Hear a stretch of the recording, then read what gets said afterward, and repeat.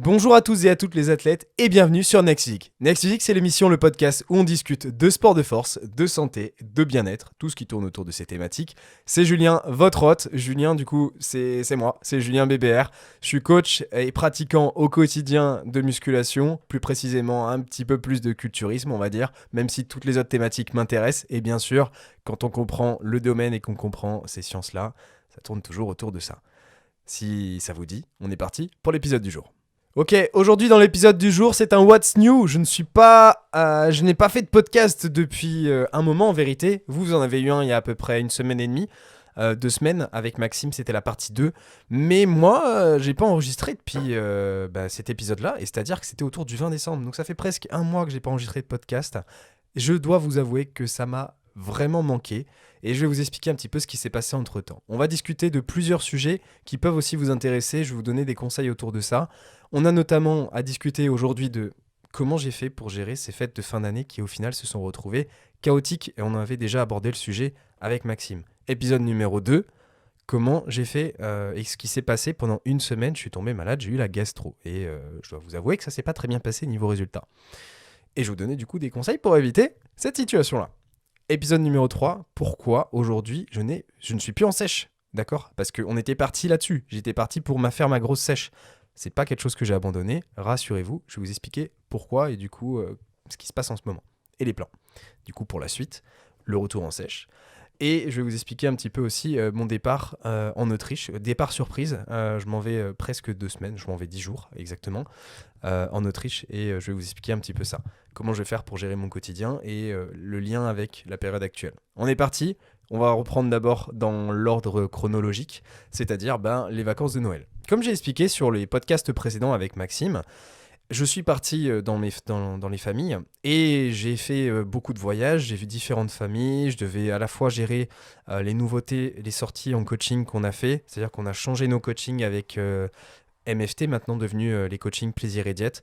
Donc il y avait beaucoup de travail à faire là-dessus. On a lancé nos nouveaux outils de coaching, des outils plus avancés pour permettre d'être au top de l'optimisation. Et ça a toujours été notre but, c'est d'être sur le niveau le plus élevé d'optimisation de suivi qui existe. Et ça demandait beaucoup de travail.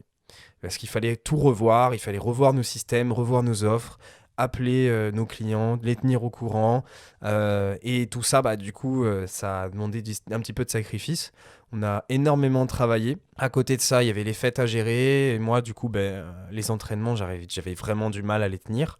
Et pendant 2 semaines, 3 semaines, je me suis retrouvé à m'entraîner à 60-70% de mes capacités d'entraînement normal. Donc, en gros, il me manquait 2 entraînements à peu près par semaine.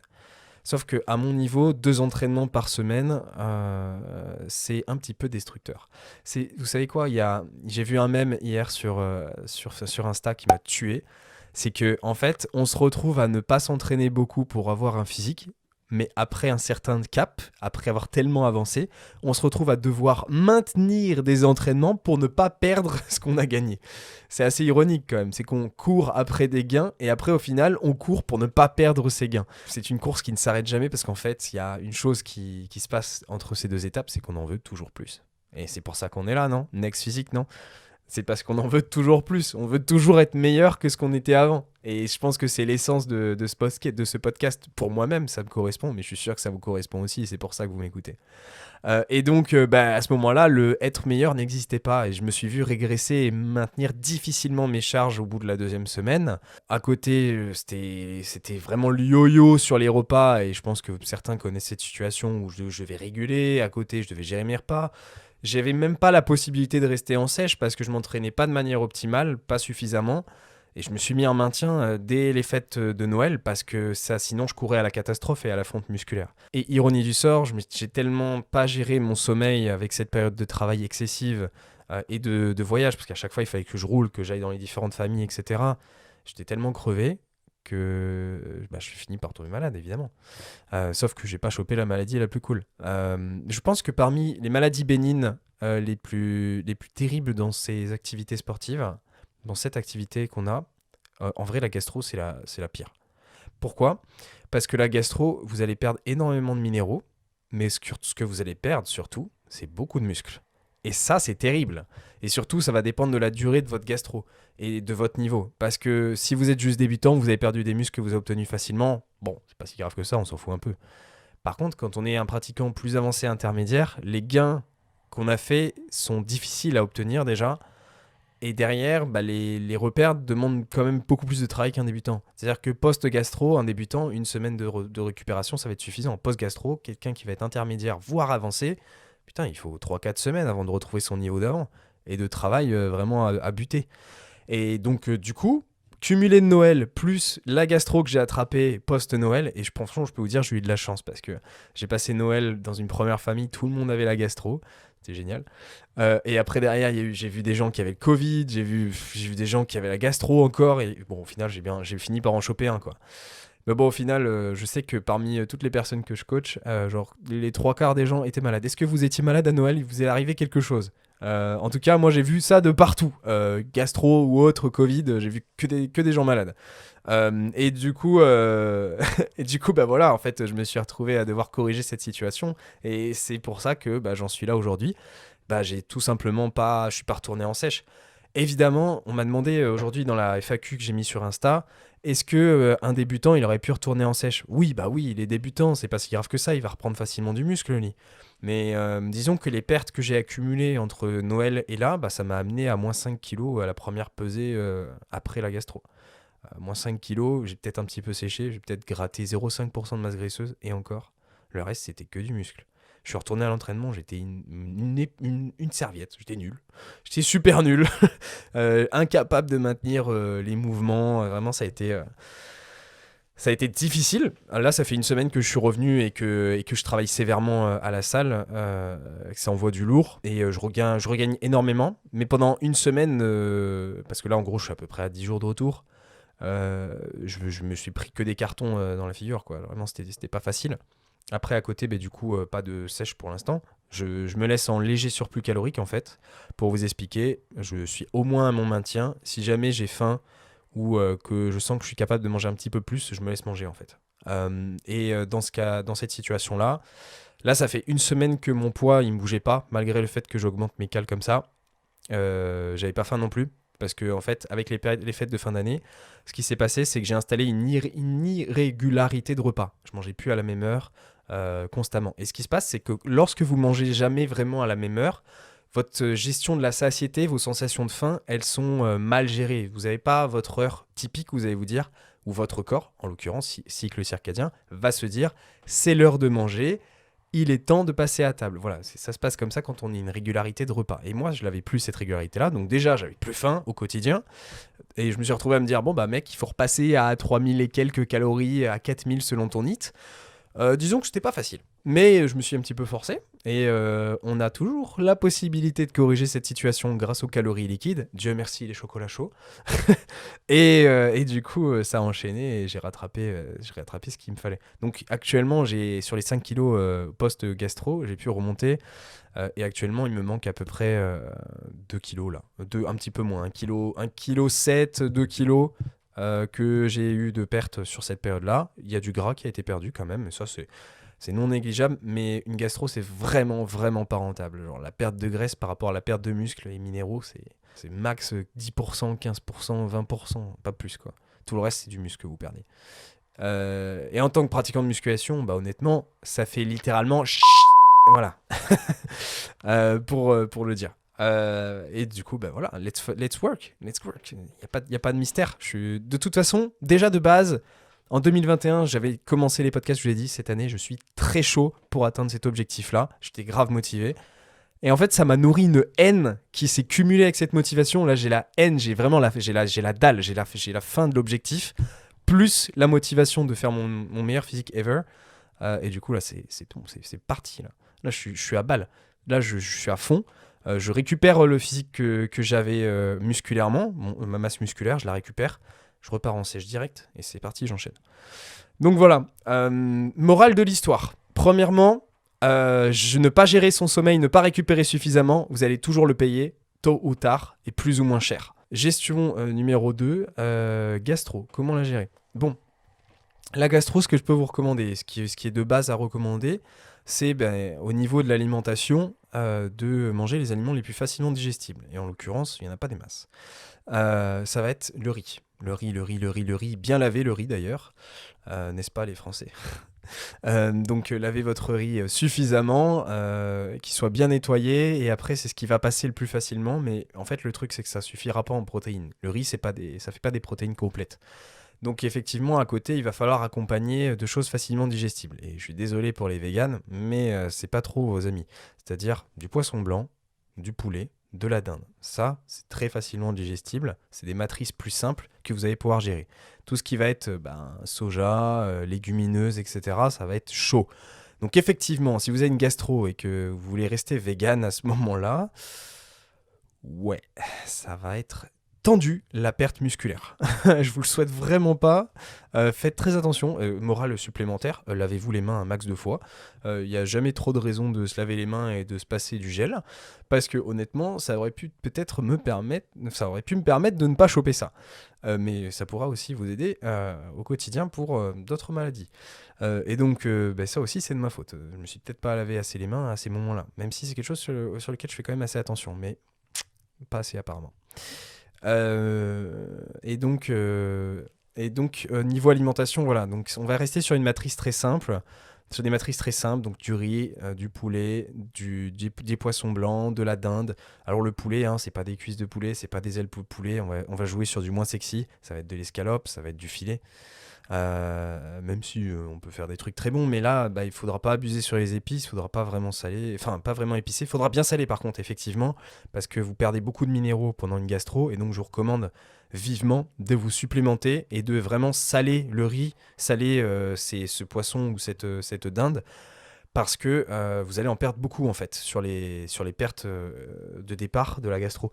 Donc ne pas hésiter à en apporter à côté du sel marin iodé et si possible zinc magnésium au cours de différents repas. Mangez peut-être en plus petites portions et plus régulièrement. De toute façon, vous risquez d'être couché chez vous, donc autant fonctionner sur ces segments-là. Et une fois que ça ira mieux, vous pourrez à la limite utiliser plus d'autres aliments. Alors moi personnellement, ce que j'ai utilisé, c'est notamment des galettes de riz qui m'ont beaucoup aidé. Donc on reste sur du riz, mais un petit peu plus transformé.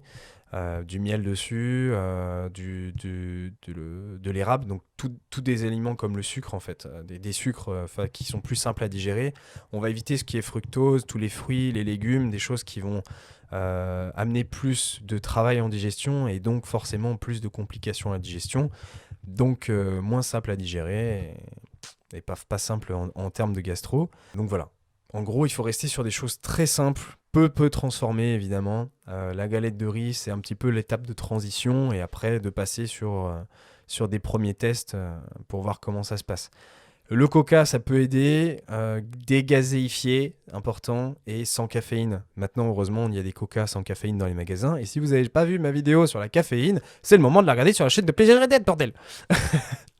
Ok, donc voilà, les petits conseils que je peux vous donner autour de cette situation-là. Il n'y en a pas des masses, c'est assez simple. Prendre de la vitamine C aussi en supplémentation, je vous le recommande, au dosage de 500 mg par jour, ça serait bien. Pour que vous puissiez faciliter la récupération et le travail de votre système immunitaire. Voilà, puis bien dormir, se laisser reposer. Il n'y a pas de mystère. Rester dans une position semi-allongée sur le dos et on attend. On attend que ça se passe et après on revient à l'entraînement, on donne tout. Il y a des petits bruits derrière parce que j'ai laissé le lapin venir dans ma pièce de podcast. Eh monsieur, là, vous faites du bruit là. Vous avez un truc à dire? Je sais pas si vous voyez, il joue avec le rideau. Je sais pas pourquoi, ça le fume. Bref, continuons sur ce podcast. Donc actuellement, je me suis mis en maintien léger surplus. Et en fait, ce qui se passe, vous le savez un petit peu, mais il y a l'idée de faire une compétition quand même, hein, sur les mois qui vont arriver. Et je sais, j'ai eu des news que c'est fort probable que j'ai une présentation qui soit possible. Je suis inscrit nulle part et j'attendrai que la situation soit plus certaine, entre guillemets. J'ai pas envie de me lancer là-dedans. De toute façon, j'ai vraiment du temps. Et de base, pour retomber à un terrain de masse graisseuse qui soit juste convenable sec vraiment, mais pas sec de compétition, j'ai du temps. Parce qu'actuellement, je suis peut-être autour de 16% de masse graisseuse. J'ai 6% à perdre, ça va pas se perdre comme ça en tant que pratiquant avancé de musculation, ça demande plus de temps. Donc je pense que j'en ai au moins pour 5 mois, 6 mois, donc c'est-à-dire que si je démarre là, après ma récupération, fin janvier, début février, je démarre à nouveau la sèche. Je vais sans doute terminer en juillet, voire août, mon premier objectif. Donc l'idéal, ça serait bien de se dire juillet c'est bon, parce que les compétitions seront sans doute au début de l'automne. Et donc du coup ça me laissera une partie de juillet, le mois d'août et une partie de septembre pour descendre encore plus bas que 10% et arriver sur la condition de scène. C'est la partie la plus difficile, mais au moins voilà, on va dire que je suis pas en retard, mais si je veux le faire, c'est le moment et ça sera pile ou voire avec un petit peu d'avance et c'est mieux d'avoir de l'avance. Donc en l'occurrence, je suis parti en fait. Enfin, je suis quasiment parti. Il faut que je récupère mon niveau, c'est la priorité. Que je fasse pas une sèche dégueulasse et que je maintienne de la masse musculaire, voire que j'en développe pendant cette période-là. Et il y a du job. Et voilà, c'est tout. Ça. Vous connaissez la suite, hein, j'y retourne après. De toute façon, j'ai jamais dit que j'ai arrêté totalement. Hein. C'est juste que je savais que la période allait être difficile, mais là, franchement, je m'attendais pas à ça. Honnêtement, ça me fait encore chier. Voilà. Donc je fais le taf et du coup c'est pour ça que je pars en fait en Autriche, je pars à Vienne pendant 10 jours. En fait je vous explique la raison pourquoi j'ai décidé de partir à Vienne. Je me suis dit, ok, s'il y a une compétition dans laquelle tu souhaites te présenter au cours du mois de septembre, voire septembre fin d'été, eh ben, ça veut dire que c'est terminé en fait. Tu vas plus voyager et kiffer comme tu as fait au Canada. Et en fait, je me suis dit, c'est possible que tu profites un petit peu là. T'es en surplus un petit peu, t'es en maintien. Tu peux te permettre d'aller à l'extérieur, etc., profiter un petit peu. Et j'ai le métier pour, c'est-à-dire que je peux travailler où je veux. Donc je me suis dit, ok, je vais me faire une petite semaine off là. C'est pas off du tout travail, je vais travailler là-bas sur place. Et donc du coup, j'ai décidé de prendre 10 jours à Vienne. Pourquoi Vienne? C'était un des choix que j'avais principal. Je cherchais un endroit où je peux partir me poser tranquillement, où j'ai pas du tout de contraintes niveau décalage horaire. Pas de décalage horaire, pas de contraintes avec Internet, etc. Il faut que je puisse bien travailler, avoir un bon logement pour ça. J'ai besoin d'un bon cadre et j'ai besoin surtout d'une belle salle pour m'entraîner. Et je me suis dit, quitte à prendre cette petite pause, autant aller dans une ville où j'ai un gym, où j'ai un endroit très stylé pour m'entraîner. Et évidemment, à Vienne, il y a le Das Gym, qui est un des gyms les plus reconnus au monde, surtout parce que c'est un des gyms les plus équipés, en fait. C'est celui qui compose le plus de quantité de machines. Il n'est pas spécialement ouf, magnifique, comme genre le Binous à Dubaï, etc. Mais en termes de quantité et sélection de machines, il est solidement composé. C'est un peu la caserne d'Alibaba version pays de l'Est. Ça fait une ambiance très Rocky IV. Je sais pas si vous voyez Rocky IV, l'ambiance Rocky se remet en forme et tout. On est vraiment là-dedans. Donc vraiment, genre, moi je me dis, pour me remettre en selle, reprendre ma masse musculaire, ça c'est l'encadrement qu'il faut. Je vais être entouré de gros dopés, mais c'est pas grave. Je vais être à fond dedans. Et si ça se trouve, je reviendrai, je pourrais plus aller en compétition. Non, je rigole. Parce que oui, je compète en naturel. Et ça, c'est tracé, bien sûr. Donc voilà. Du coup, je vais partir à Vienne pour profiter de cette belle salle. Je compte y aller aussi souvent que possible. Et c'est une ville aussi très cool pour bouffer à côté. Ça reste de la bonne qualité. C'est le même niveau de vie qu'en France, hein, similaire. On y mange vraiment bien, qualité en général, pas spécialement food porn, mais qualité. Et surtout, il y a des cafés viennois, bien évidemment. J'ai pas choisi ça pour rien, j'adore les pâtisseries. Donc du coup, c'est l'occasion de me faire un max de chocolat chaud et de café viennois et d'aller prendre des viennoiseries de bon goût et de kiffer. Donc c'est l'occasion de me ressourcer un petit peu et après de revenir sur la sèche une bonne fois pour toutes. Je partirai peut-être en voyage au cours de la sèche parce que, en fait, comme je vous l'ai dit, j'en ai pour d'office, j'en ai pour 5-6 mois pour descendre à 10%. Et s'il y a compète, ça veut dire que j'aurais passé 8 mois en sèche. Et en fait, depuis l'année dernière, depuis le Canada, je vous l'ai dit, je kiffe voyager et j'ai envie de faire ça souvent. Sauf que je pourrais plus le faire. Enfin, je pourrais le faire. Je vais sans doute partir. On va essayer de sortir et de partir avec Plaisir et Diète. On a sans doute un meet-up qui va se faire avec les coachés. Peut-être qu'on arrivera à vous inviter aussi, mais on verra selon la quantité et combien de personnes on est, si on arrive à prendre des places pour d'autres personnes. Mais on est déjà beaucoup dans les coachings, donc c'est notre priorité, c'est nos coachés. Il y a ça, je vais peut-être partir une semaine en avril. Enfin voilà, je sais pas, mais dans tous les cas, ça sera pas des sorties comme là je vais le faire. C'est-à-dire que là, je vais kiffer, je vais pouvoir manger à l'extérieur et tout. Alors que si je repars dans d'autres voyages, ça sera surtout pour de la visite et m'entraîner correctement pour gérer ma sèche. Mais je vais essayer de limiter quand même ça, parce qu'il faut que j'ai un cadre et qu'il soit fixe et que j'enchaîne sur les entraînements.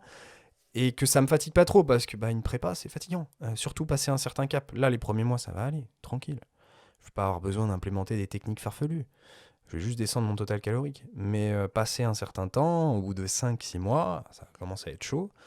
Et là, partir à l'étranger et tout, c'est plus compliqué. Donc, il y a du job. Maintenant, il faut s'y mettre. Vous connaissez un petit peu les plans, ce que j'ai prévu. Je vais essayer de voir si vous m'avez pas posé des questions sur Insta. Ok, j'ai Azumoon qui me demande si j'ai prévu un foot tour. Évidemment, je vais vlogger à Vienne. Je ferai sans doute 2 ou 3 vidéos sur la chaîne de Plaisir et Diète. La même semaine que je poste ce podcast. À mon avis, ça sera sur la fin de semaine du coup. Parce que là, actuellement, vous écoutez ce podcast, je viens d'arriver. Alors, j'ai Adrien qui me demande, n'as-tu pas peur de perdre ta motivation à cause de cette pause ? Alors, en l'occurrence, j'ai jamais été aussi chaud que ça. Honnêtement, là, j'ai un niveau de fin, comme je disais, vraiment la fin de l'objectif. Mec, t'imagines pas. Donc honnêtement, c'est plutôt l'inverse. Effectivement, j'ai une motivation incroyable. Je pense pas que le fait de partir là-bas et d'être à fond sur les trainings, ça me coupe. Je pense que ça va être un petit peu comme le Post-Canada. Le Post-Canada, j'avais kiffé et tout. J'étais chaud pour démarrer la sèche et j'ai enchaîné. Et après, c'est devenu une routine. Là, j'ai cassé la routine. Il faut que je m'y remette. Et je pense que post-Vienne, post-Autriche, ça va être la même. J'aurai assez bouffé. Je pourrais me dire, ok, allez, c'est bon, on y va. On se tait et on se met au boulot. Bien, les athlètes, j'espère que ce podcast vous aura plu. Je vous tiens un petit peu au courant de la situation et de ce qui se passe et je vous donne toujours des petits conseils autour de ça. On se retrouve pour un prochain épisode. Si vous avez une envie particulière, n'hésitez pas à le dire en commentaire sur YouTube. Ça fait toujours plaisir aussi d'avoir un like et d'avoir un follow sur le podcast. Ça m'aide à en faire d'autres, en fait, ça me motive. Mais aussi, ça le fait grossir et donc du coup, ça me permet de le faire tourner. J'espère que cet épisode vous aura plu. On se retrouve pour un prochain épisode. Merci pour votre écoute. C'était Julien.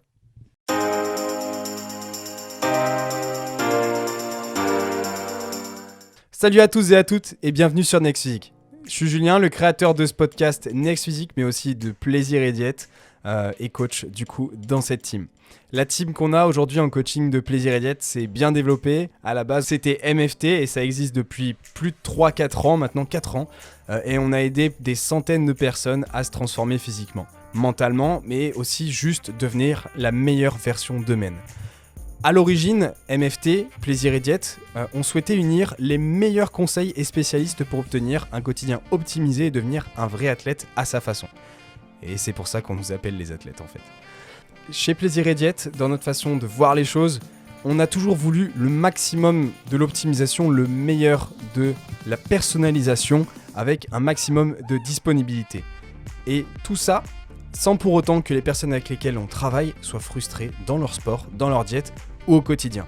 Et désormais, on sait qu'on est plutôt des experts en la matière. Easy peasy. On a agrandi nos capacités d'accueil en coaching, on a créé une vraie équipe soudée parmi les coachés et à l'intérieur de l'équipe de Plaisir et Diète, c'est-à-dire nous-mêmes. À la base, on était juste 2 et maintenant on est plus de 5. On se rencontre régulièrement et l'ambiance de chat est toujours présente. On a un chat privé avec l'équipe. C'est toujours une vraie ambiance, une famille en fait. Même le côté entraide est ultra développé et parfois on s'absente une demi-journée et tout le monde a déjà répondu aux questions des autres. On n'a même pas eu la possibilité de les aider. C'est ça la team Plaisir et Diète, c'est ça la team PR. On veut le meilleur pour chacun de nos élèves. On a une bibliothèque d'applications mobiles, de guides et de calculateurs d'outils pour le coaching, une interface de suivi en direct avec le coach référent, moi par exemple, et le chat de groupe. On a un groupe Facebook, on a plein de lives explicatifs dessus et des tutos techniques. Toutes les semaines, on met tout en œuvre pour que l'entièreté du programme fonctionne pour la personne. Pour ça, on a un bilan de la semaine, on n'hésite pas à vous appeler, on met en place un vrai suivi où on est présent tous les jours par message pour assurer la meilleure évolution possible de la personne. Et c'est pour ça qu'on fait du coaching en ligne. Un bilan de la semaine est mis en place toutes les semaines entre le coach et le coaché. Ça nous permet de statuer sur les différents points d'évolution autour de la nutrition, du sommeil ou même d'autres informations générales. Les coachings, c'est un tandem, c'est entre vous et nous. Et une équipe, ça doit avancer ensemble. Pour ça, on vous prépare le terrain, on assure vos arrières, on fait le job. Et après, c'est à vous, sur le terrain, de faire ce qu'il faut. On vérifie chacun de vos mouvements via des vidéos à nous envoyer afin d'optimiser votre entraînement. Et ça, on met un point d'honneur dessus pour que à la fois vous ne vous blessiez pas et ensuite que vous gagnez un maximum de muscles et de force. Pour ma part, les coachings sont sur réservation. Si tu écoutes ce podcast, c'est sans doute que tu es intéressé par l'optimisation de tes résultats et qu'on ira loin ensemble. Contacte-moi directement sur Instagram par message pour qu'on en discute, ou tu peux remplir le questionnaire qu'il y a en description de ce podcast et tu pourras ainsi candidater et on prendra un rendez-vous ensemble pour en discuter directement de vive voix. Plus d'informations sur le suivi en lien en description.